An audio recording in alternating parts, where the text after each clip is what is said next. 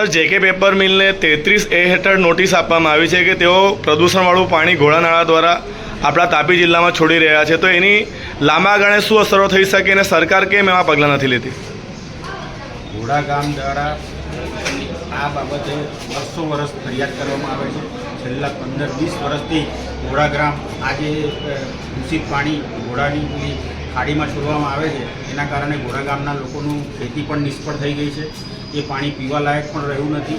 એના કારણે ઘણા બધા રોગોનું પ્રમાણ પણ એ ઘોડા અને આસપાસના ગામોમાં જોવા મળી રહ્યું છે. અને આ જે ખાડી દ્વારા ઘોડામાં છોડેલું પાણી માત્ર સોનગઢ તાલુકાને નહીં પણ સોનગઢથી આગળ એ વ્યારા, વાલોડ ને જ્યાં જ્યાં પણ એ પાણી જાય છે ત્યાં પણ એની વ્યાપક અસરો જોવામાં મળી છે. વારંવાર એ બાબતે રજૂઆતો પણ કરવામાં આવી હોવા છતાં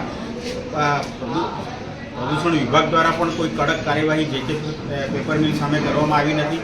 એના કારણે બે રોકટોક ગેરકાયદેસર પાણી છોડવાનું અને દૂષિત પાણી છોડવાની કાર્યવાહી બે રોકટોક ચાલી રહી છે, જેના કારણે આજે આ પ્રશ્ન ઊભો થયો છે.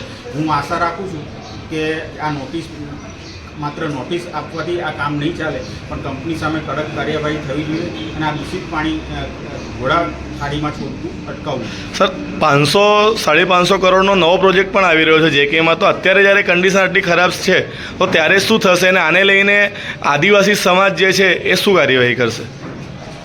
આપ સૌ જાણો છો કે વેદાંતા ઝીલ પ્રોજેક્ટ આવવાનો હતો ત્યારે સમગ્ર આદિવાસીઓએ એક અવાજે એનો વિરોધ કર્યો હતો. જો એવી કોઈ જરૂર લાગશે તો જેકે પેપર મિલમાં પણ નવા આવનારા પ્રોજેક્ટ સામે ફરી પાછા અમે આદિવાસીઓ થઈને એનો પ્રચંડ વિરોધ કરીશું અને એને રોકવાનો પ્રયત્ન કરીશું. જો આ કાર્યવાહી પ્રદૂષણ નિયંત્રણની રીતે પેપર મિલ દ્વારા નહીં કરવામાં આવે તો આગામી દિવસોમાં એ લોકોએ પરિણામ ભોગવવાની પણ તૈયારી રાખવી પડશે.